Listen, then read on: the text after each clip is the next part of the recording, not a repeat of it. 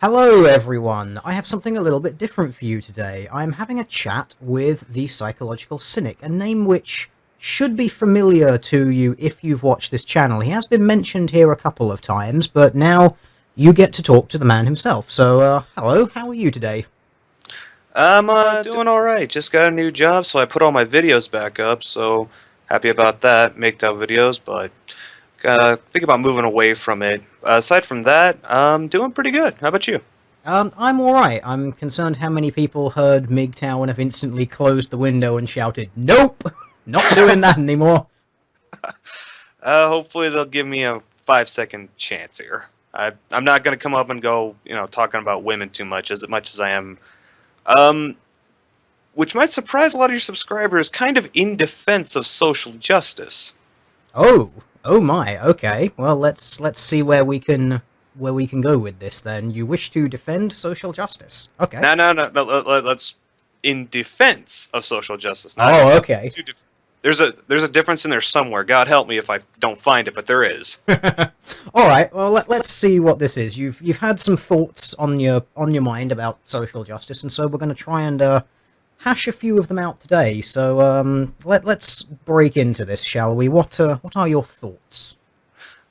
So ever since third wave feminism has come out, a lot of issues that I would say rational people don't consider it issues or are non-issues have been blown out of proportion to the point where social justice, which pretty much encompasses all of the anti-racist, anti-sexist uh, spiel that we've been hearing more and more of as the years have gone by since like the late 90s all the way up to today. It's just been getting to the point where it's pissing people off. Now, I want to make it clear that I don't have really a problem with social justice in the context of treating people fairly, or treating people as individuals as opposed to black men this, women that, trannies this, all that stuff. I got no problem with that. But what I do hold issue with is when you start trying to change social behaviors, trying to change laws, uh, trying to get people fired for fuck's sake because of somebody's opinion.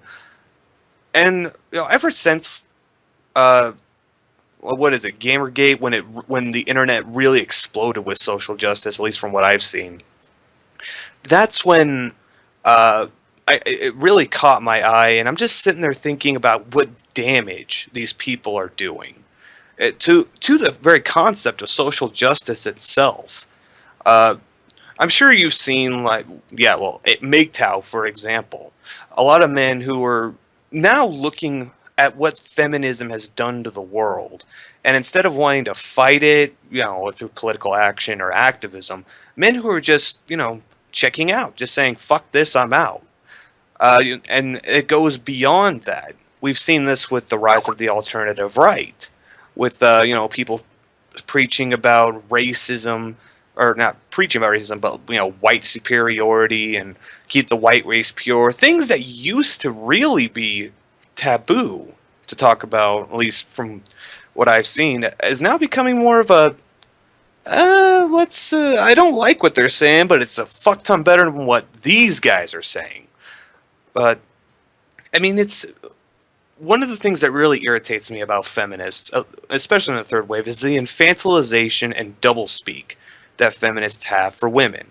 You've got these feminists who go on about women are strong and empowered and capable and blah blah blah, and then they turn around and say, teach men not to rape, and he for she. Women need men's help to do blankety blankety blank. And it's like, where and the worst thing is that most women don't call them out on it. They just enjoy that ride, especially the feminists. They just enjoy that ride of, well, I'm strong today, but I'm weak right now. Women are strong and independent, but we need closer parking spots so that we don't get raped. It's like, and what really kills me on that front about feminism and women is the fact that through this infantilization process, they are making women weak. They're making them into victims. They are saying that victim blaming is Well, not something that should ever be done, even if it's taking common sense approaches to your own safety.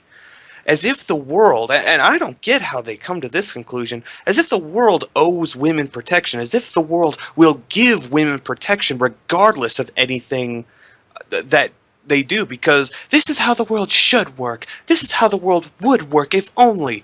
Reality, victim blaming. That's just, we don't want to look at that. We want to look at how the world should be and try to run it that way. It's like, no, that's not how it works. You're getting women hurt. You're getting women raped. And now you're going to expand the definition of rape to the point it's a fucking joke. Every time, whenever I hear someone was raped, now it's like, okay, were you really raped? Or were you having a drunken one-night stand where you were sitting there bouncing up and down screaming, oh, God, fuck me, daddy? And then in the morning, you're like, I did not... rape! Rape! I said I wouldn't go on a 10-minute tirade when we started this, but there you go. Okay, well, that's a hell of a lot. Okay. So, yeah, the infantilization of women from feminism is something which we've sort of seen quite a lot, and it's been addressed fairly widely. It's a kind of an exploitation of sort of almost traditionalist values, but it sort of comes from that place of gynocentrism where it's, we must protect the women, and people are just more than happy enough to capitulate to that basic demand, the sort of basic drive of, oh, protect women because reasons. But the reason is often a sort of illogical, irrational, primitive drive because, well, we had to do it years and years ago because otherwise, if all the women died, well, congratulations, your tribe is dead. Whereas we don't need that now. There's no particular danger that they actually need to be protected from. Not on the same scale, anyway. But it kind of seems to tap into that primitive, that primitive drive, and then what I think we see is sort of an overreaction to it. We get the sort of really asinine points which feminism might bring up, things like, oh, air conditioning is sexist. You need to turn the heat up a little bit because protect the women. And in reality, what men kind of hear in their tiny little primitive lizard monkey brain is, saber-toothed tiger is pouncing on your woman and trying to kill it. You need to grab your spear and go at it. Gotta protect the women's, man. Gotta protect my future offspring receptacle. Exactly. So something like that, which, it sounds horrible when you state it like that, but Oh, the absolutely. reality is that for tens of thousands of years, that was the case. And so it shouldn't really come as a surprise to anyone that the successful patterns of behavior which bred more people, which inevitably was a sort of social strategy whereby people did look out for each other, especially looking after women during their time of, say, pregnancy and whatnot, and just generally keeping them safe from harm, because women ultimately were the sort of limiting factor in reproduction. It makes perfect sense that people who exhibited that behavior were more successful in breeding, so as it went on, that behavior became more and more prominent in its manifestation. It was able to manifest more and more and more. So it makes sense. It just sounds kind of awful when you say it like that. Well, that's the thing about reality. Reality is not a pretty thing. Uh, Darwinism is not a pretty thing. It is, you get to live because you have X allele and X, dominant chromosome within your DNA that makes you have this behavior. And everybody who, and well, not everybody, but those who don't, you die off. Nobody gives a husky fuck. And that's how it works. That's nature. That's what we had before this, and that's what happened and cultivated the human animal into what we are today. And It's an this, I think, actually kind of brings us neatly on to social justice, which is actually kind of the core topic here. And we were speaking a little bit before this about sort of, to bring it on to social justice, how that is kind of an expansion of the sort of behavior that we see surrounding the gynocentric demand from feminism, it kind of takes that you must protect the vulnerable and has then sort of expanded it outwards to include other sort of groups of people. Yeah, now we're it what used to, excuse me. Power dynamics is what they harp on the most with everything that conceivable, race, class, but class I think is more legitimate, sex, heteronormativity, sexual orientation. And I think that there is, I, I do believe that there is a little bit of merit to that, but not enough to justify government action and the kind of shaming tactics and campaigns that they're going on about. Um, I mean, you've heard about the 1 in 4, 1 in 5 women will be raped within their lifetime. Raped on college campuses. Excuse me. They like to juggle that around. I get confused. But the objective surveys show that it's like closer to what 1 in 30 or something like that. Yeah.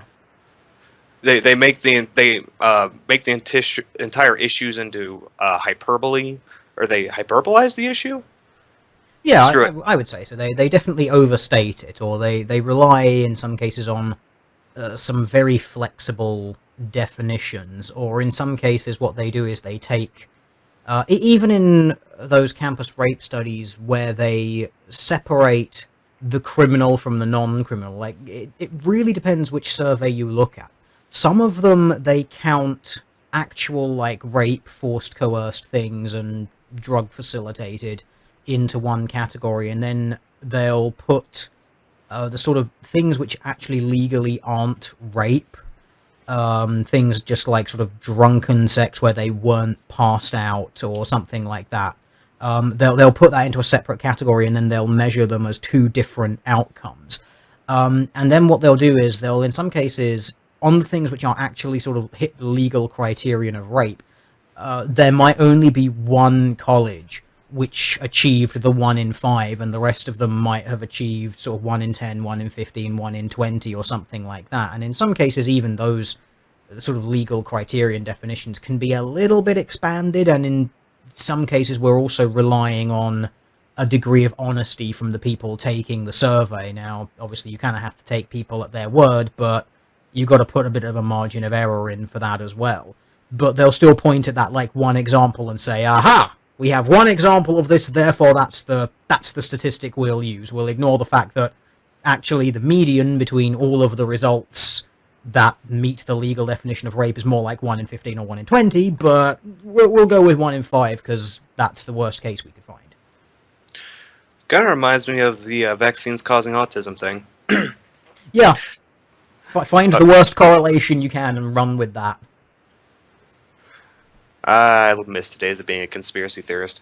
Any rate, so yeah, but the main issue I have with that is the sense of paranoia and the division it really does cause. Because now we've got guys like MGTOW who are reacting to women and their, trumped up fear of this alleged quote unquote rape culture that we have. Big joke that is. And, they're starting to reclude, and you're starting to see a lot of attitudes between men and women change, not for the better. As speaking objectively, putting aside my own biases, they are not changing for the better. If unity and hegemony is what we desire within a society, which should be, at least in my opinion, the goal for any collective of people who share a space. Yeah, sort of trying to get everyone sort of on the same page and working together as opposed to the constant fear and working against each other, which I suppose is kind of what... I suppose this goes to what you were saying a little before this, so I don't know whether you want to expand on this a bit, but the idea that social justice originally, and I've mentioned this before on my channel, was sort of quite a noble goal many, many decades ago. I mean, that is social justice, or the concept of it, is why we have things like disabled ramps next to stairs. It's why we have like disabled parking close to buildings. It's the idea that even though you have this disadvantage, and this is an objective disadvantage, we're going to try and make it so it doesn't hamper your life as much as it can. You know, we're going to try and make it so that your quality of life will be the same as that of a normal person.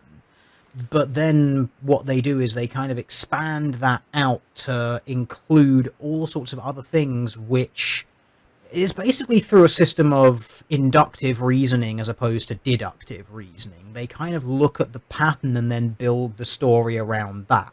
So they'll look and they'll say, well, the average woman earns less money than the average man, and then from that they use their inductive reasoning coming from that data upwards to build the sort of just so story of therefore society hates women. And then it works counter to this idea of pulling people together. It ends up sort of causing animosity where it shouldn't be. Yeah, and on that note, real quick, I actually have a story to share, and it'll be a quick one.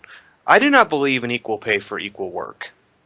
Why? Because at the last job I worked at, I worked on an assembly line, and there was a woman beside me, and we did the exact same job. Exact same. There was absolutely no difference other than maybe like a kilogram of weight behind the tools we were putting away.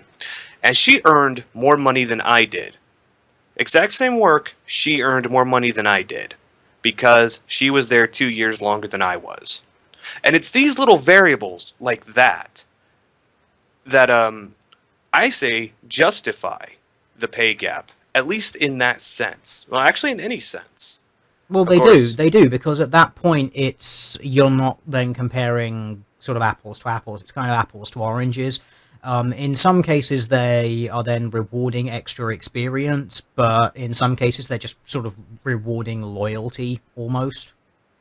but that's the point. There is no apples to apples. There's no such thing as equal work. Not really. That entire concept is a farce in its entirety. Yeah, it is very, very difficult to find two people whom have every single variable identical. Like, absolutely. It's almost impossible. Now, if I were a feminist and that role was reversed, and I was a woman and it was a man making more than me doing the exact same job, I might be able to make a case out of that until that was pushed forward. But still, equal pay for equal work. And I guess that would be the thing that a lot of people would harp on. Hence, the existence of equal work is redundant. Sorry, I didn't mean to go off on that long of a tangent, but Well, it's an interesting point to bring up because I think I suppose in some ways that kind of is ultimately what is being said when we constantly have to debunk the 77 cents to every dollar statement. It's, yes, we know when you look at it this way, it is objectively true. However, once you stick all of these variables in, this gap basically ceases to exist, or if it does, it's in such a low percentage, and it affects such a small number of people in such a small number of fields. And the only conclusion that can ever safely be drawn is we do not know what accounts for this extra gap in these very few individual circumstances. It is a variable that is unknown. You know, the variables are dark numbers. We don't know what they are. But then you just have to sort of tack on the addendum that sexism could be a potential explanation for some of it. Because that's the fairest thing you can say. oh, obviously, of course. But yeah, that I'll get more into that later. But back to your question about social justice in the beginning, with it starting out as a noble ideal. Uh, yeah, when it started out, it was a noble ideal. I'm still, wrestling with the idea that the free market could have done uh, a better job handling desegregation and transitioning to a more egalitarian society, so long as the people were willing to work for it instead of pushing government laws and desegregation laws to acquire it. But it started out as a noble idea to, try and put everyone on an equal playing field, trying to see everyone as individuals, trying to see everyone, uh, trying to see that their quality of life increased. And I think that was the entire point of it. And to get rid of discrimination, which that's thought policing. The minute you try to get rid of discrimination in every single form, that requires a kind of thought policing that I will never, ever agree to or adhere to. And as noble as it is to try and treat everybody as an individual, which is what I think the original intent of social justice was, it has become a bastardized version of that into trying to treat all collectives, uh, trying to force each collective, mainly, white, cis, het, straight men, trying to force them to treat everybody in this odd kind of equality when they want it, but allowing them to quote unquote punch up when they want it. Yeah, this is like part of the progressive stack ideal that social justice has. It's the sort of idea that if you exist in a position of less privilege than someone else, or more oppression than someone else, then you will need to be given some sort of assistance in order to get to the highest rung, like to be equal to the top. And I think in some ways that's kind of the biggest problem of modern social justice. It doesn't know where the lowest rung is. Like, the lowest rung kind of used to basically just be your average sort of person. Now the lowest rung is the highest person you can see. Like, if you're not equal to the richest, best looking, physically fittest, whatever, then you're being oppressed by them. Like, it's no longer a kind of, well, can you kind of move around freely? Can you earn enough to, sustain yourself? Do you have a basic sort of shelter and accommodation? It's no longer that. It's, if there's anyone better than you, they're keeping you down somehow, and that's a sign that you're disadvantaged somehow. They've kind of lost sight of what the baseline of humanity is. Yeah, and that's causing the biggest division between, uh, I want to say, the victims of social justice and the rational people, the normal, average, everyday Joe, because a lot of people have become disenfranchised with social justice. It's gotten to the point where people are like, "Oh, great, here we fucking go again." Yeah, yeah, I'm sure you're so oppressed, blah blah blah. It's like, and with the white men especially, it's just become, it's like this animosity towards white men to the point where it's like white men are, fuck you, just get the fuck away from me. And then, there was a picture I saw of like a Tumblr face or a Tumblr ball shouting out, "Why do we not have any straight white allies?" And a white guy comes up, "I'll be an ally," and then the Tumblr feminist in the next panel puts his head down to his ass and shits in his face. And the white guy says, "Fuck this," and walks away. And the Tumblr doll says, "Where are you going, you fucking oppressive shitlord?" And it starts all over again. And that is one of the biggest issues with social justice. The warriors, they exclude or demonize white people as a class, men as a gender, uh, I guess cis.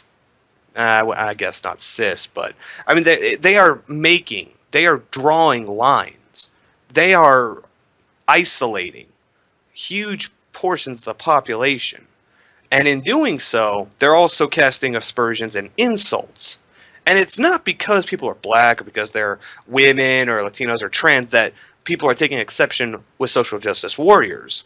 Because they like to hide behind, it's their ideology of social justice that, white people are attacking. When that's not the case, it's them and their tactics that we're taking exception to. And that just really destroys any chance of social cohesion for what the original concept of social justice was for. Assuming that it didn't start out as, Marxist theory trying to, destroy America from within. I don't think it was, but that's what I'm seeing it turn into. I think there was always a degree of that there. A lot of the sort of oppressor-oppressee dynamic does come from the same sort of school of thought that bred the proletariat bourgeoisie divide. The idea that everything will be fixed in society as soon as you get rid of these class barriers. But they've sort of taken it. This is why it's often described as a form of cultural Marxism, because Marxism was basically only supposed to be a theory of economics. It was purely a sort of classist model. And this is why this is often called just cultural Marxism, because it's taken that sort of purely financial economic model and then started applying it to everything else. But in doing so, they necessitate having some sort of bourgeois class. And as it just so happens, the bougie class is straight white men at the moment, because they have the sort of most publicly visible positions of privilege, and that's sort of what they sort of go on. It's like, oh, well, if there's a lot of straight white men who are wealthy, if there's a lot of straight white men who are in government, then that kind of means, and I suppose it's kind of necessitates a collectivist thinking, because they sort of make the assumption that because there's a lot of rich white men, because there's a lot of rich white male politicians, that somehow benefits all straight white men who share that characteristic, who would technically fall into the proletariat class within that dynamic, because they're so different from each other, but they just kind of assume that they're all on the same level somehow, because of some sort of collectivist, if you share enough traits with someone, it instantly means you're looking out for them, which kind of plays into something called subconscious bias or unconscious bias. I mean, shouldn't really be unconscious. You don't really have a bias when you're unconscious, but subconscious bias, which is something that is increasingly being tested for, and the test is very, very questionable in its accuracy. Because basically what they do is there's a test for it, and they put onto a screen a series of words, and they'll say, like, okay, these words are good, these words are bad, and you have to sort of put them good or bad, and you click like left or right depending on what it is. So good words, you click left, like, hug, love, kiss, things which would be good or pleasant, and you put them all into the good pile. And then anything that's in the bad pile, like punch, violence, stab, you'd click right for. And then they'll give you that test, and they'll do it like 50 times, and then they'll swap the categories over. So you have to kind of relearn the pattern in a different way. You have to think differently. And then they'll do the same thing with faces. Like, if you see a white person, you click left. If you see a black person, you click right. And then they swap it around. And then they do the same thing with words and faces. So then they'll have a good word with a white person, a bad word with a black person, a bad word with a white face, and a good word with a black face. And ultimately, this test is actually, when you come down to it, it's more a test of how quickly your brain adapts to a new task. How quickly it's like if you're playing a computer game and you suddenly reverse all of the controls. Well, congratulations, your skill ceiling has just gone through the floor because everything's the wrong way around. You've lost that muscle memory, those very active neural pathways. You've now got to kind of recondition them. And that's basically what that test comes down to. But then they will use the difference in timing that it took from you to learn the old pattern to the new pattern, and they'll try to somehow say that is then some form of bias. Which is then really funny, because you can then find that it's all done on how quickly you react. It's A, how quickly you learn the new pattern, and B, how quickly you actually recognize what's on the screen.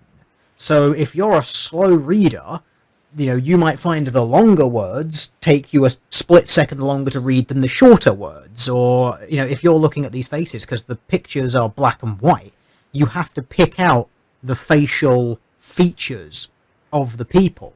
And if some of their examples are like biracial people, it can take you a couple of seconds to notice, to really look at sort of the face and plot it out against just sort of life experience of what different facial features look like. And then they'll take any of that difference and say, like, right, this is proof of a bias, when it's kind of not. And then this is what they do. It's this, oh, well, it's a subconscious bias. You're not aware that you've got it, but you quite clearly have.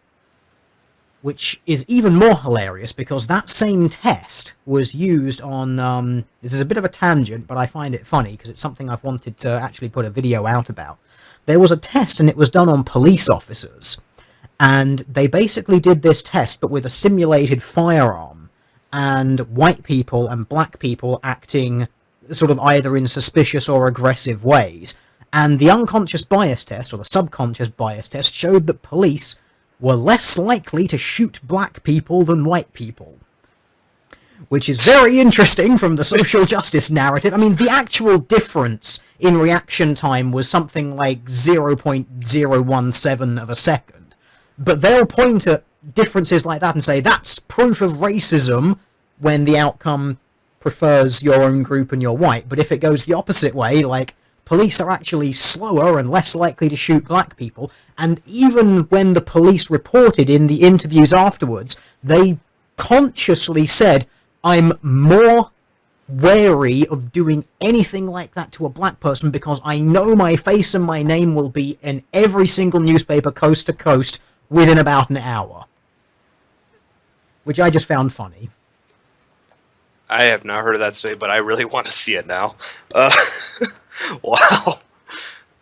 Yeah, that makes sense actually. With the preaching of racism and ever since Trayvon Martin, and a lot of high-profile shootings of black men by white police officers or half-white neighborhood watch people. Yeah, I can't say I'm surprised by that.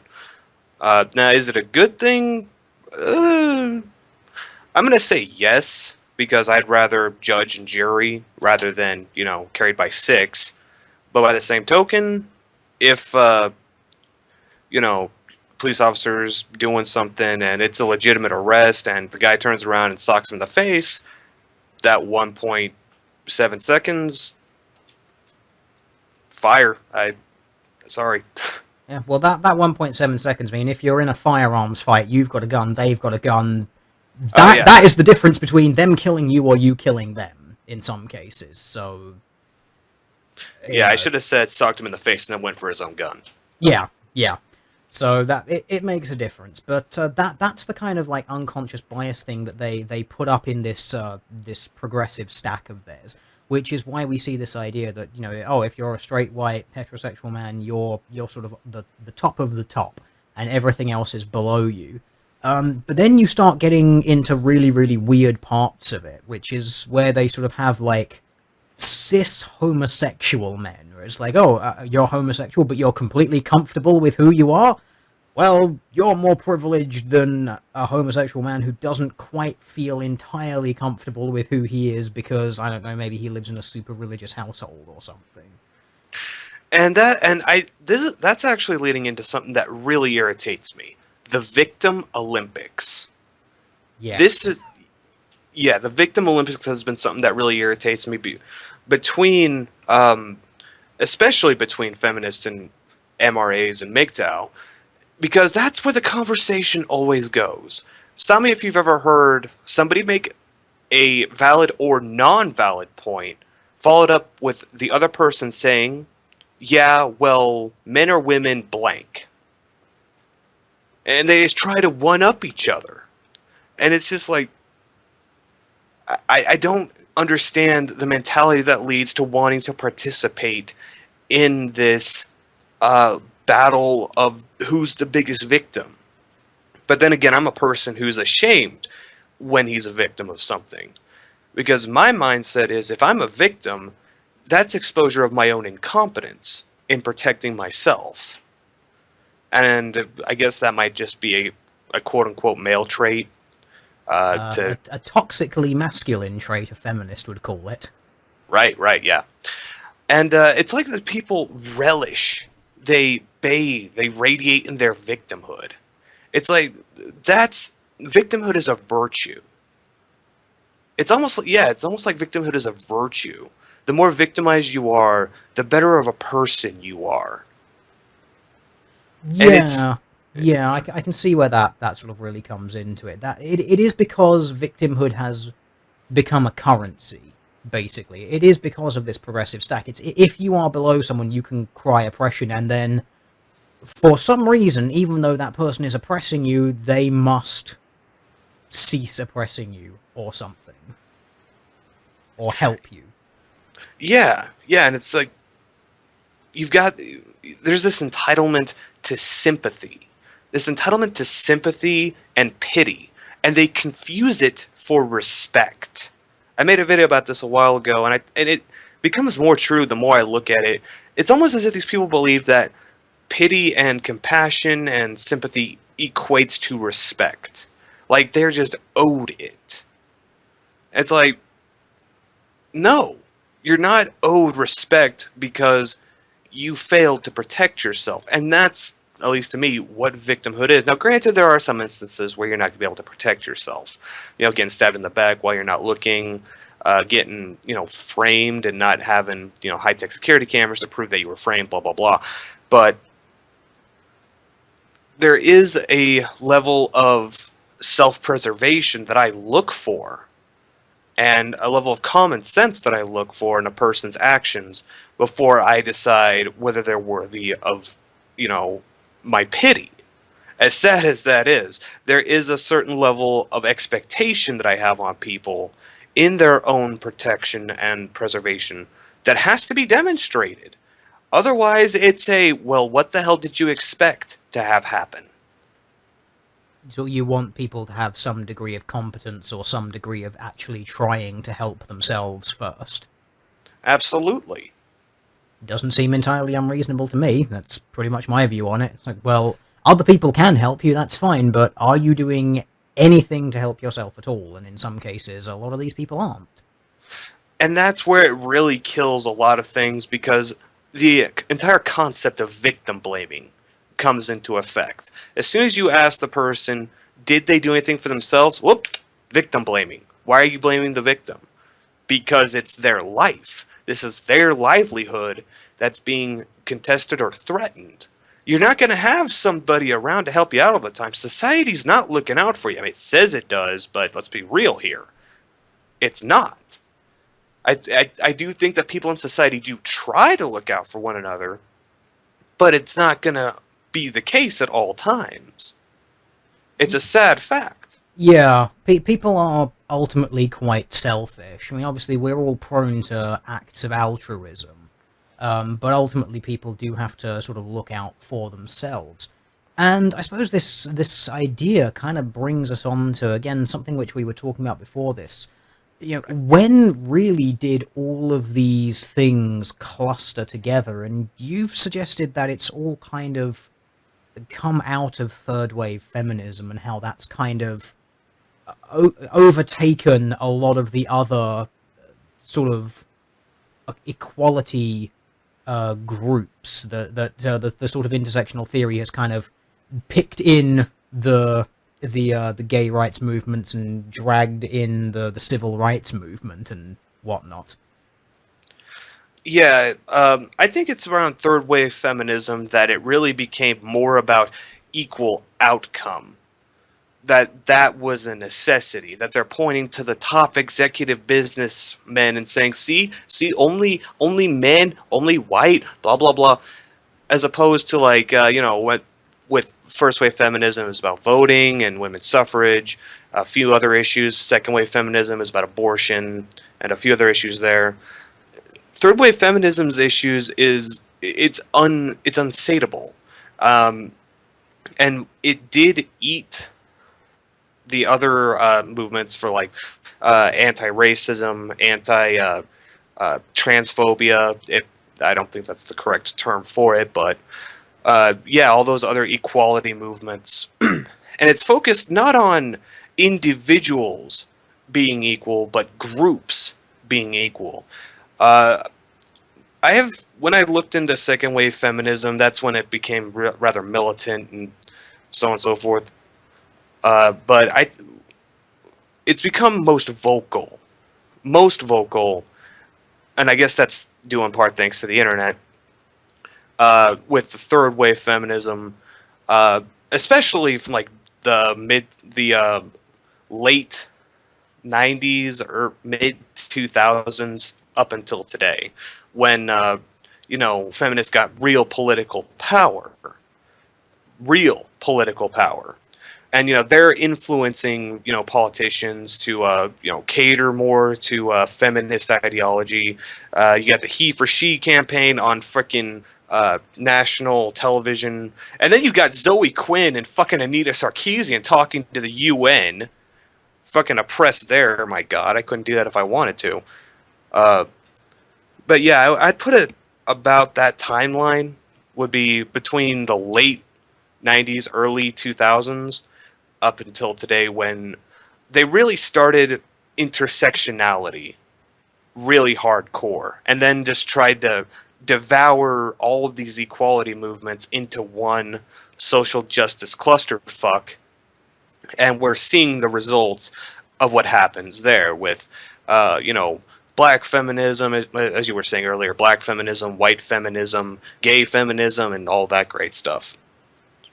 Yeah, those ones really do.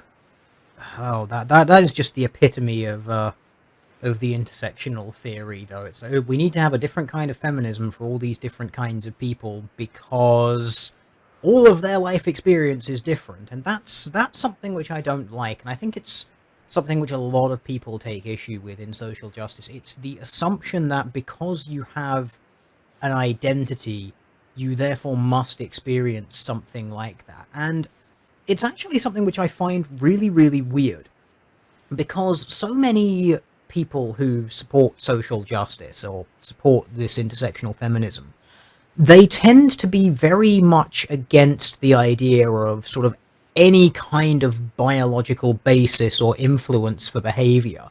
A lot of them are very heavily influenced by things like blank slate theory, even though that has been shown to be complete bollocks, like, for decades now. We've known that it's complete nonsense, but they still grab onto it.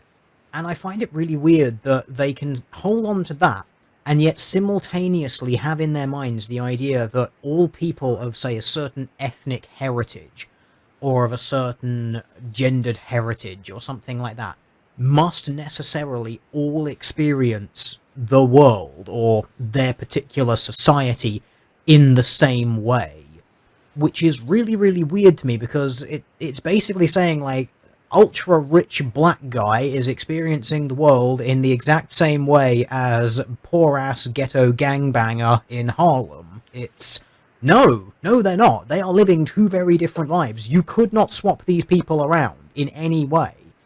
And it's actually quite interesting again that these are the people who talk about the dangers of objectifying people, and yet they go ahead and pretty much actively objectify people by basically saying people are completely interchangeable when they're not. Wow, you actually figured out what it means to objectify somebody? I still haven't figured that out. Yeah, there's multiple ways of doing it. I can quickly Google it actually. But there's several different sort of categorizations of it.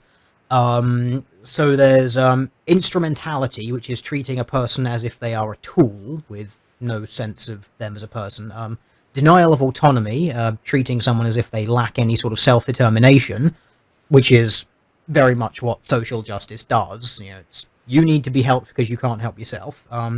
Inertness, treating a person as if they're lacking agency or activity.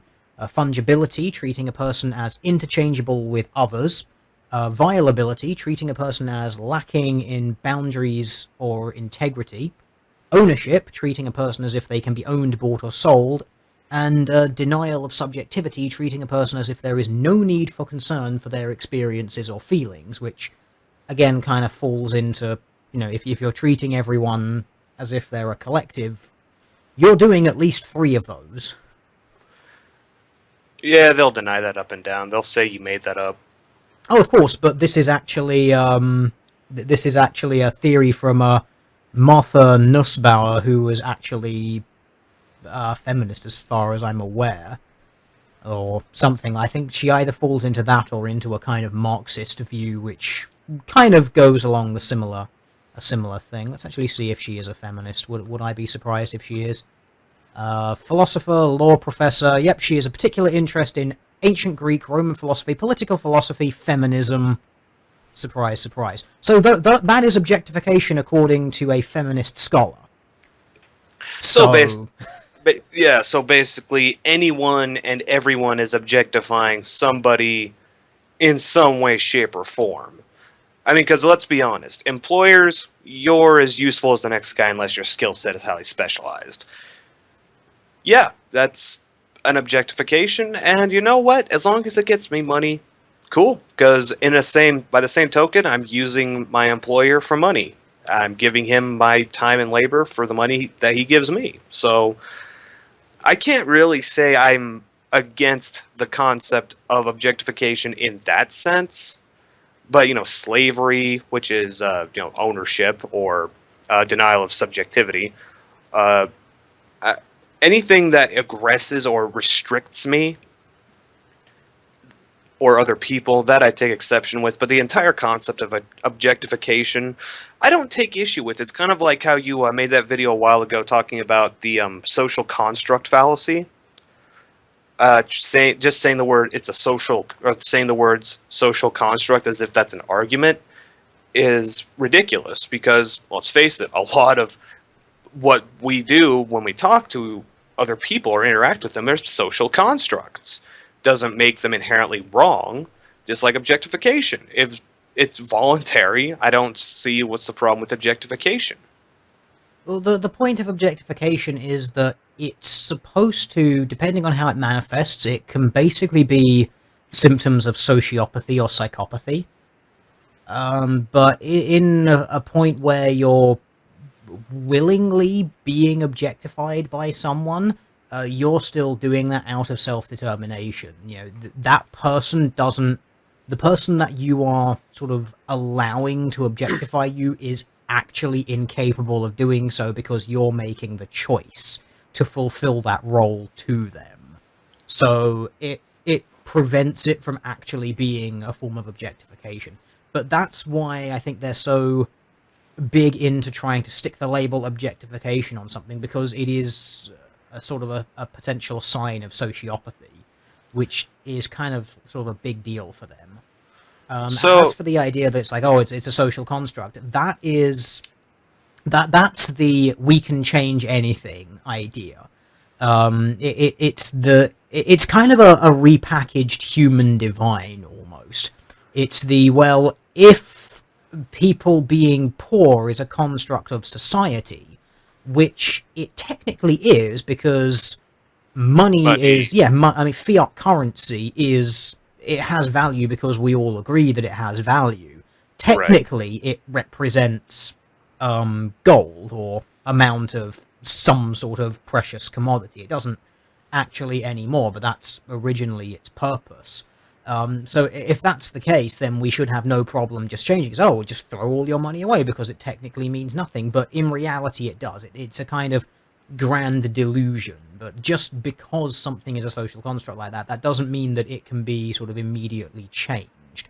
And that's kind of where they sort of seem to come from. It's basically just the repackaged human divine. Oh, well, if we just recognize that what we're doing is only something of our own creation, we can immediately change it. But the reality is you can't. No, and I also see it as the fallacy of the appeal to nature. Well, it's not natural. Okay, so what? Me sitting at a I defy computer. anyone to find something that isn't natural. It's like, oh, this isn't natural. It's like, well, what is the delineation between what is natural and what is unnatural? Is sitting in front of your computer unnatural? It's like, well, via a shitload of natural processes by exploitation of physics and chemistry, we can make it happen. It is a product of nature. It's just a product of something else. So where do you draw the line between natural to unnatural? And that's another thing, is what do these people expect? What do they expect to come as a result? I mean, granted, now I want to make this clear. I do believe that loosely, I use this term very loosely, most social justice warriors believe they're benevolent. That they do believe they're doing good things. None of them, well, not none of them, but most of them don't want bad things to happen. They don't want division. And they're just absolutely idiotic, misguided youths who are pursuing a venture and creating more hostility and division unintentionally. But I do believe that a lot of them are trying to capitalize. Like Anita Sarkeesian, I don't think she's as stupid as she lets on. I think she's smart enough to know that video games don't make people sexist, but when you're bringing in damn near $1 million through saying that kind of crap, do you blame her for continuing on? Oh, absolutely not. It's just a shame that every single piece of evidence we have points to the complete opposite. And we've all, anyone who's ever pointed anything out about Anita Sarkeesian, it's just, hey, remember this conversation we had with Jack Thompson like 30 years ago now? I don't feel like having it in duplicate. Could you just not say this to start with? Yeah, but she earns lots of money, and I honestly, I can't blame her. It's, idiots and their money are soon parted. It just so happens that it goes to a con woman, so. Yeah, I mean, I suppose I'm going to put out my unpopular opinion here. Anita Sarkeesian is my biggest disappointment. And I say that because when I first heard about the idea, like, we're going to look at sort of gender and sexuality and all of that stuff, and sort of how society portrays these things, how artists choose to portray them, and what their influences are and their reasons for doing it. On paper, that sounds really interesting. Like, academically, that could be really interesting to sort of take an objective look at what informs people's decisions when it comes to making aesthetic choices regarding gender. Where does that come from? Where is the reinforcement? Why is that so easily translated? Why do we have tropes and why do we use them to get across ideas about characters and entire backstories about characters without ever really needing to say anything? That is a really interesting thing to have.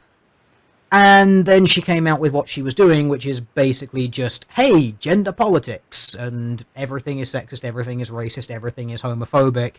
And you gotta point it all out. Yeah, and then the ridiculous throwaway phrase at the end, oh, it's important to notice that just because I've spent the last 20 minutes shitting all over this, that doesn't mean I don't enjoy it. As if that's somehow a get-out-of-jail-free card for everything you've just said. No, it isn't. So that is why Anita Sarkeesian is personally a massive disappointment to me. Like, on paper, I thought it was a brilliant idea. It's just it all became a gender political push. Like, I think someone could take the basic idea, and if they did it suitably well, like not sticking a shitload of gender politics into it, and basically just looking at it as sort of more of a study of psychology and sociology, it could actually be really interesting. But maybe that's just me. You son of a bitch, no, that's not just you. Now that you've presented it like that, now I'd like to see it. Maybe I should do one. Maybe I should do a tropes in video games where we examine it all like that. Just just do what Thunderfoot did. Just put on a flannel shirt and do it all Anita Sarkeesian style, but instead of her feminist rhetoric, yeah. I'd pay for that. I'd pay to see that. Excellent. Nice to know I got my first donation. Okay, where were we? We've sort of gone through the sort of ultimately benevolent beginning of social justice. We've talked about how it's kind of amalgamated a load of other civil rights kind of organizations into itself. We've covered the sort of first, second, third wave. The other thing which we sort of wanted to do, which I think we've done, was sort of when it became really, really noticeable. And that was kind of the sort of, well, I don't know if you want to go on to that a little bit more. Well, when it became really noticeable is when the internet's, skeptic community, I think it's called, with Sargon of Akkad and TJ. Well, I don't know if Sargon ever did religious videos, but TJ and a bunch of Thunderfoot and all of the anti-religious YouTubers turned their eyes from the religious right to the regressive left. And I think that's when, well, no, it was big before that, but that's when it got really big. That's when it got the internet's attention. And that's when, all the alt-right stuff started happening. The rise of the alternative right, they called it. And this is, I know I've said this before, but this is my biggest issue with the division that it causes. And I would say the steps backwards that we're taking from seeing people who are part of a collective, blacks, whites, women, Asians, blah, blah, blah. Yes, they are collectively Asian, they are collectively white, collectively women, collectively trans. They fall into that category. Not saying they don't. But we've taken a step back from trying to look at them as individuals, and now we're trying to see them as the collective. Like that, like you said before, that black guy is black, therefore he's the entire black race, and everything that the black race has done is reflected in him, and he should be treated as such and given either sympathy or scorn. On my personal beliefs on how they've demonstrated themselves and presented themselves and all this other nonsense. And that's a huge step back, at least in my opinion. It's a huge step back from treating people as individuals, which is that's what I want, to treat people as individuals. I don't care if they're black, white, Muslim, even Muslim. And I know I'm probably going to get shit on for that because of the terrorist bombings and whatnot, or the recent shootings and whatnot. But yeah, treat everybody as individuals. The entire problem with equality is it's meaningless. It means absolutely nothing. It's a moving goalpost. You've seen it, I've seen it, everyone who's watching this video up to this point has seen it. There's nothing to equality besides what the person who's using the word wants it to be. I guess the same argument could be made with individualism, but then that's just, fucking around with words. But yeah. And that's the big thing that social justice does. It forces everybody into these nice, neat little packaged groups and presents them as such. And people are starting to buy into it, but not for compassion, which is what they're going for, but out of resentment. Out of resentment, because these are the people who are portraying the issues. It's like our social justice warriors when they're in your face saying, shut up, fuckface, or you're a white male, or cis scum or whatever. Are these people representation of the people they're advocating for? Because if they are, Jesus fucking Christ, I don't want nothing to do with it. And in the more extreme case, it's like, dude, fuck you, fuck the trannies, fuck the blacks, fuck the Hispanics, fuck the Asians, and it's like they take it from there. That is going to be quote mined to all hell now, I hope you realize. Oh, fucking let them. Yeah, so an interesting point here is, I suppose we can touch a little bit on the rise of the alt-right, because the alt-right is something which I find very, very interesting, because there's a lot of people in there who are sort of quite sort of scientifically minded. They sort of look into the so-called race realism of things and whatnot, and the sort of gender realism, and a lot of sort of study of like evolutionary psychology and evolutionary biology to sort of try and understand why all of these different patterns of behavior exist. And obviously there's some people within that who will basically just use it as kind of a springboard for actual like racist beliefs that they hold or prejudiced views that they hold, like reading too much into the science of it. But, if I may interject, those are the people I'm talking about, not the entire alternative right. Yeah, there are some very, very reasonable thinkers in there who are basically just sort of looking at the evidence and saying, okay, what's some conclusions that can be drawn from this? Where do we need to draw the line on those conclusions? Where can we hypothesize further study, and so on and so forth? As with any group, there's a lot of diversity of thought within it. So what interests me about this, I suppose, is why this is coming about now. And do you think it's sort of as an almost sort of counter movement to the collectivist approach that we're seeing. Like, we're seeing a collectivist approach coming from the left. So does it make sense that we're seeing a slightly more collectivist approach coming from the right as a sort of response to it? Or is it basically a group of people who are just sort of trying to explain why these patterns exist? I think it's a mixture of the two, and absolutely, I think that this is a response from. I mean, because a lot of most, I think, yeah, I think it's most of the alternative right is made of males, white, heterosexual, and it's a response of, I'm tired of putting up with social justice fucking telling me I'm the cause of rape, I'm the cause of war, I'm the cause of blankety blank, all these terrible things, and regressive leftists say the white devil did it, the white devil did it. And it's like there's only so much you can say that to a person before they either accept it and become that fucking cuck who was. Oh, I can't believe I said that. The guy does look like one though. That cuck on who was with Aid Skrillex at that protest, or you become a guy who's like, you know what, dude, fuck you, fuck all of you leftist motherfuckers. I'm going over here, and they just get so full of anger and resentment because they're being called, these terrible, horrible things, and society's trying to convince them that they are responsible for all the terrible things that happen in the West. And yeah, I think that it's only a matter of time till a reaction comes from that. Uh, so yeah, I do see that as a collective response to social justice and the regressive left. But I think that Donald Trump has helped its rise. I do think Donald Trump did have a huge hand in making it more mainstream acceptable. Yeah, he was kind of a guy that sort of came into politics, and his approach onto the political stage was basically a kind of, hey, you're not alone, to like everyone who's been looking at all this stuff and saying, hang on, this is all kind of fucking insane. And I think in some ways that's kind of indicative of sort of what the leftists have been trying to do, like breaking down everything. Like every time you hear one of them speaking, it's always about, we need to dismantle the system. We need to destroy everything. And I think that in the alt-right, there is I think it's fair to say there is a good streak of nationalism in the alt-right. Not Yeah. for everyone, but there is a good dose of it there.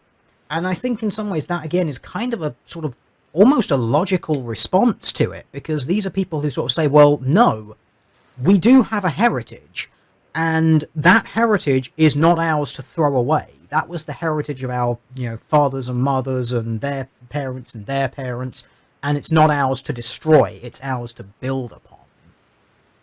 Yeah, absolutely. And there are people, and it's an emotional connection, and I can't blame them for having that emotional connection to it. And when you get people who are coming out trying to destroy that and make them, as you said, clean slate kind of deal, it's like, I hold these beliefs close to my heart. Thank you. Why are you trying to destroy them? Racism, patriarchy, capitalism. And they think, I like my heritage. Yeah, it's got some bad parts in it. And it's like racism, capitalism, patriarchy. The other guys, calm down, calm down. Racism. It's like, yeah, okay, you know what? Fuck you. That's what it is. At least from what I'm seeing, that's what it is. That's the response. It's like, you want to fight me with it. You want to be angry and an asshole to me? Fine, I'll be an angry asshole to you. Let's see where it goes. It does seem to be a kind of fight fire with fire sort of thing. I suppose it's kind of a natural reaction, when someone basically just announces that their intention is destroy your culture. And I've said it numerous times on this channel, but culture is ultimately what holds a nation together. Now, what you define a nation as, who really cares? A group of people are only held together so long as they all have a sort of similar idealized view of life, or a sort of similar, they want to kind of all move in a similar direction. They all kind of think similar things. You can't have disparate groups just mingling together willy-nilly. It just doesn't work. I mean, that's how wars happen every single time. Hegemony. Exactly. That is the thing that basically allows people to actually function, because everyone kind of has the same basic idea of what they all want in life. You don't have to be walking in absolute lockstep with each other, but just a general notion of what it is to be you, where you've come from and where that inevitably goes, is the thing that builds a society. It's why there's sort of so much problem between Islam and the West now. I mean, they're two societies which have very definite ideas on how their society should be run. Both have very definite ideas of where they've come from and where they want to go. And they're two totally different directions, and yet we keep trying to force them together. And it seems that the only way that this is happening is we've got the leftists saying we need to destroy Western culture, because that's the only way that this conflict is going to end. It's basically kind of a, well, we need to become so tolerant to the point that this other ideology effectively swallows this civilization, and then we'll all be on the same page. In some ways, it's them basically admitting that hegemony is a necessity, because even in their sort of camp, it's, if you're not supporting social justice, you are my enemy, which is a form of hegemony in itself. Absolutely, and it's essential. If you don't have hegemony, your society will collapse. If you don't have people who want to go the same direction, you're going to have irreconcilable differences. You're going to have a society that will not sustain itself. You're going to have a collective of people together who are going to go for each other's throats rather than try and live peacefully, which is my solution to a world peace. Put like with like. Is it segregation? Yes, it is. But it's segregation that works. It's segregation that isn't based on race, it isn't based on class or creed or sexual orientation. It's putting people, or allowing people to go where they will fit in best, where they will not try to force change on others, where they will go, I'm free here. I can be myself. I can be me. And I can do what I want because everybody around me is not going to stop me. Yeah, this is something which I think Stardust and I have talked about sort of reasonably extensively. We're ultimately sort of looking for a sort of cultural unilateralism, where it's like, there's this culture here, there's that culture there, there's that culture there, and if you could basically have free movement between those cultures, but still keep them separate, that would probably be the ultimately sort of best thing, which is why sort of when you look at what's the films that we've got where you kind of have different sets of people all living within one society. I think it's the Divergent series or something like that, where you basically have like numerous houses, as it were, and each one of them has a very set role within a society. And it's kind of like you don't really deviate outside of that, except at some point in time where you get to make a choice. You know, and that's a kind of an example of the sort of cultural unilateralism within spheres. Obviously they do mingle together, but there's no sort of overstep within that same society. You could argue that's a very sort of classist way of doing it, but ultimately it is. Now, you wouldn't have to necessarily all share space. You could separate out and have numerous different cities for different things, or entirely different states for entirely different things. You know, it's one way of applying that thing. It doesn't have to be applied like that. Obviously, you could probably make it work even within a stateless anarchist system where, you know, it's just like, okay, well, that area over there is these people, that area over there is these people, and you just kind of live and let live. But inevitably you end up with some sort of boundary drawn between them somehow. But you got to give a nod to the libertarians and the anarchists. They get very upset if you ignore them. Yeah, but I think you know my political philosophy. So, and that was actually a little little discussion I had with my libertarian associates. Put all the anarcho-communists over here, put all the capitalists over here, transhumanists over there, and just let them be. Yeah, see what happens. Yeah, see what happens. Right.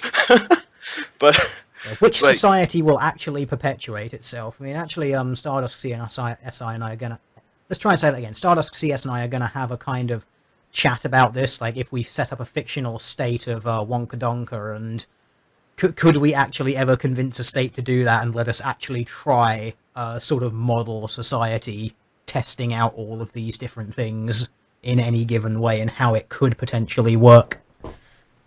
Dear God help you. Oh yes, we're going to have very many butthurt people from all the different political corners pointing out that, oh, you don't have a 12-step plan for every single facet of a society, therefore everything will fail and you shouldn't even try. It's hilarious. I look forward to that comment section. Oh god, it's going to be awful. It people really do seem to get like that. It's literally if you don't have every single minutia mapped out perfectly in how it's going to function, then you're not even allowed to even consider the idea any further because you didn't think about that absolute ridiculous minutia. But then when you do have every minutia planned for, they're just like, right, I'm going to try and throw as many wrenches into the works as I can, and if you can't tell me the solution to this problem, then you're not allowed to think about it anymore because it's clearly a failure. It's like societies have problems and teething pains all the goddamn time. You can't say, like, because you don't have a snapshot of how it should work and all of it explained, you're not allowed to think about it. It's ridiculous. Societies evolve and change naturally over time. And that, my friend, is the libertarian life. It's Every hell. time. Uh, okay, so uh, the last thing I wanted to talk about, because I've harped on feminism a lot, yeah, to racism with racism and transgenderism. Uh, because we haven't actually touched on that too much. Damn it! I knew I was going to get harped up on feminism. Thanks a lot. Doesn't matter. Everyone does. It's that thing that just causes everyone's blood to boil because it's just awful. So let's bang out this last little bit, and then we can wind things down. All right, so now I'm pretty sure you've heard about the way our government treats black people in America, right? Hmm. At least a stereotypical, giving them a bunch of welfare. And I did say, so they can't quote mine me stereotypically. Uh, that black people are the majority of people on welfare, which are not actually. White people are. Uh, but yeah, that through that welfare, through those handouts, through giving black impoverished people these handouts, that's a way of keeping them from helping themselves. A kind of don't let them think about helping themselves because then we're not going to get the votes, blah, blah, blah. But keep it so that the government's the one helping them and they don't try and better themselves as a community, quote unquote, or as a collective, quote unquote. This is an issue in that it does hinder black people in bettering their community. I mean, whenever I hear the black community talked about from black YouTubers and on my Facebook and stuff, it's always about how the black community needs to be better, or, uh, well, talking about how they were kings and respect your queens and whatnot, which that's just silly to me. But yeah, it's always how about the black community should be better, or how they should come together in order to uh, arise from where they are. No, that's like the worst possible thing you can do. Because if you keep seeing yourself as a collective, which is what everyone tries to get them to do, instead of individuals who can go out on their own with the support of their family and friends, blah, blah, blah, uh, then yeah, they will continually get stuck in this cycle. And the government and social justice reinforces the victimhood of blacks from slavery and segregation and all that stuff to try and keep this mentality of this victimhood mentality strong. And it doesn't do black people any favors. It really doesn't. And I want to stress that I did say stereotypically speaking. This is what I'm talking about. What social justice does for black people, because you and I know that there are successful black Americans, black British, black men all over the place. Obama, for instance. But on the stereotypical whole, social justice warriors do absolutely no good for the black community. I mean, Black Lives Matter. They'll pitch a fucking bitch fit about a cop shooting a black kid, when in Chicago, black people kill each other in mass, and not a peep from them. And other black people have come forward and called out this hypocrisy, but it doesn't go anywhere because that's not the narrative. It's white devil is the narrative. Yeah, pretty much. I'm not really sure what else I can add apart from we would have to then address the sort of inevitable problems of having too much of a welfare state, which is basically it's the you give people just enough to keep them dependent on you, and therefore they end up loving you because, well, they don't have a choice. If they end up hating you, they've got to sort of sink or swim on their own, and a lot of people they kind of just lose the ability to do that. And I think that's sort of what is the problem with a lot of the sort of poorer communities. And I don't even want to put it down to like poor black communities, because there's poor white communities. I mean, there's a reason why trailer trash is a thing. You know, that poor communities just in general that are reliant on sort of government welfare and food stamps and things like that, they're never in a position to better themselves because there's basically no necessity for them. You know, necessity is the mother of invention, cliched as it is. Hey, truth is. It is, but these people they end up sort of living in that situation where there is no incentive to ever get better apart from wanting to. Now, there's a point where you can't just say like, oh, all of these people are happy in this situation. A lot of them are not, but then that's part of the problem, that they're in kind of a vicious cycle, and the vicious cycle is caused by the fact that they are reliant on someone else. They're reliant on someone else, therefore they can't go and do anything else.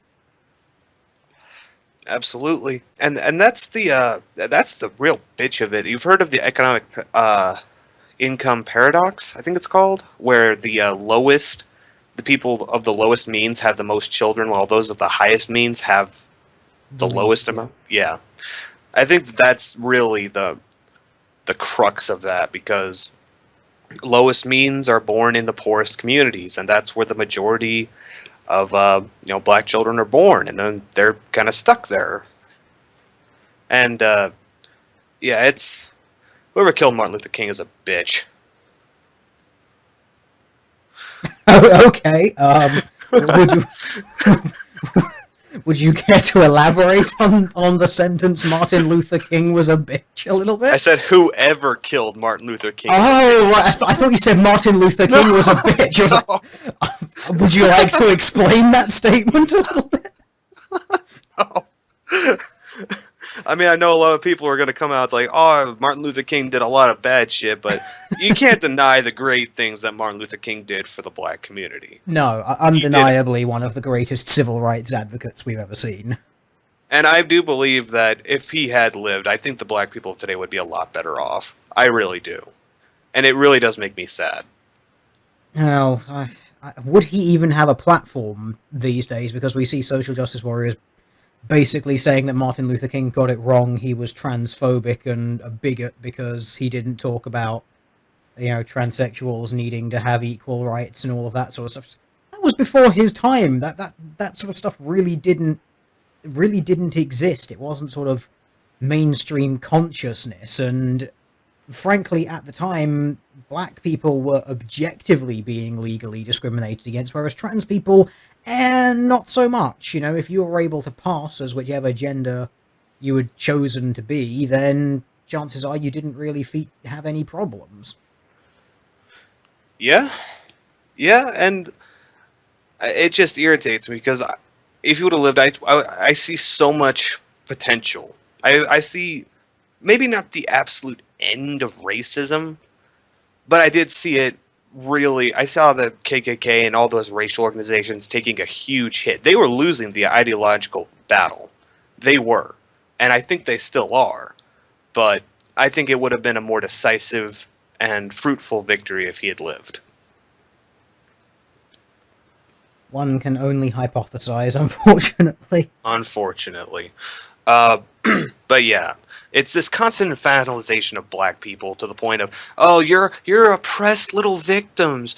And you get the black person saying, no, I'm not. He's like, you shut up, Uncle Tom. Shut up. We are consoling the poor, helpless black people. It's okay. It is pretty disgusting that you can get that. And the ones which I do find worse are the oh, what was his name? Mr. Butler, who We are the oppressed black minority. His father's a multi-billionaire who Oh owns my whatever god. ridiculous, like, international freight shipping organization or something like that. It's like, yes, I'm sure you're very oppressed, aren't you? Hmm. We have nothing to lose but our chains. Yeah, Yes, I'm chains. sure. Yeah, I'm sure if you lost a chain, it would cost you about 20 grand to replace the damn thing. Oh, no shit. I lost my platinum diamond encrusted wrist chain. Oh, woe is me. It's going to cost me about 3 grand to get another one. Hopefully, Daddy's insurance will cover it. No. Let me phone my broker. Oh man, there's an insurance joke in there with Geico, but I can't find it. um, so yeah, that is in defense of social justice. In defense of social justice, seeing people as individuals, which I can't remember Martin Luther's exact quote on the matter, but I think he did. That is what he advocated for, and he did speak a lot on race. Little black children, little white children doing going to school side by side, but it was more of an individual thing. It wasn't uh, treating everybody as their race. It wasn't treating everybody as their sex. It wasn't treating everybody as their gender. It was treating people like individuals and basing them off of their merits and detriments from that point on. And to me, that's what social justice was about. And it has become bastardized to the point where everybody and their mother wants treat this collective like this collective, or this collective like this collective. But that can't happen because this collective was oppressed 100 years ago, even though most of them weren't around for that. And therefore, this collective who oppressed them must now treat them even better because things that did not happen to them personally. Yeah, that sounds like a great idea. Yeah, Equality! I think it kind of came out of a sort of sense, I think, of trying to deal with the tail end of sort of in the case of America, of slavery. Like in that sort of instance, you did have a sort of objective underclass, like an objectively oppressed class. And obviously, if you're in that situation where all of these people are, undereducated, many illiterate and whatnot, their children will objectively have a harder time reaching the same standard as the society around them because they don't have the home framework to sort of bring them up to that level.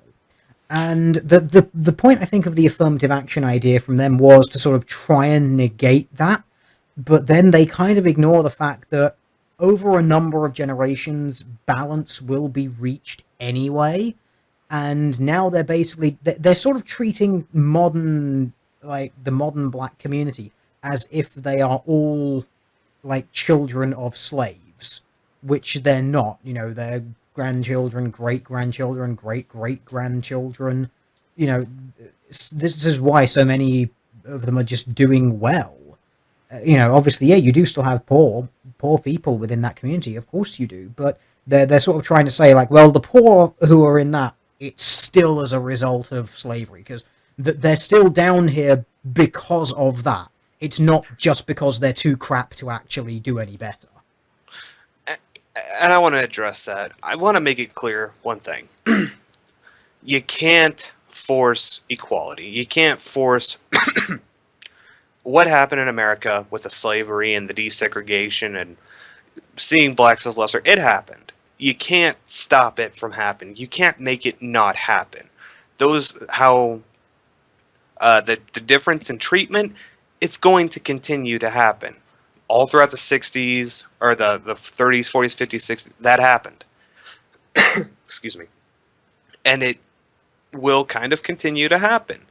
You can't stop it. You cannot stop it. Especially not with shaming tactics and trying to guilt everybody into conforming with how you think they should be treated. All that does is breed resentment. That's all it does. You can't stop it. It happened. It will take time. Was it a shitty thing of the whites of America to do? Yeah. Was it a shitty thing of the blacks in Africa to sell slaves. At least if that's factually correct. Yes, but it happened. That's reality. You can't stop that. You can't change it. If you want to move forward, let it progress. You're going to have racists, you're going to have homophobes, you're going to have all these people who are going to come out and resist. You can't stop that. And I know I'm sound like a fucking broken record, but a lot of people need to hear that over and over. They cannot stop it. Government can't stop it. Social shaming can't stop it. Trying to get somebody fired from their job can't stop it. All that does is breed resentment. That's all it does. It will accomplish little more than that. I'm done. Oh, okay. Well, fair enough. I think that is a strong enough point to end on, unless you have any further final thoughts. No, that's about it. Thank you for indulging my tangent. No, that's fair enough. You are more than welcome to. I think it's been sort of quite an interesting thing, and hopefully all of the people watching have found it interesting as well. So would you like to shamelessly plug and shill your channel and content before we wind up? Yeah, my channel is the Psychological Cynic. Now, be warned, there is MGTOW content on it, but I, as far as the misogyny goes, I try to keep it out. I mean, granted, I do try to look at objective analysis of females and males, and it can come off as misogynistic, but the truth is not politically correct, and I value truth over most everything. There you go. It's not actual sort of misogyny or misandry. There is no judgment in it. It's just, here's some facts. Sometimes stating the truth doesn't sound very nice, unfortunately. That's life.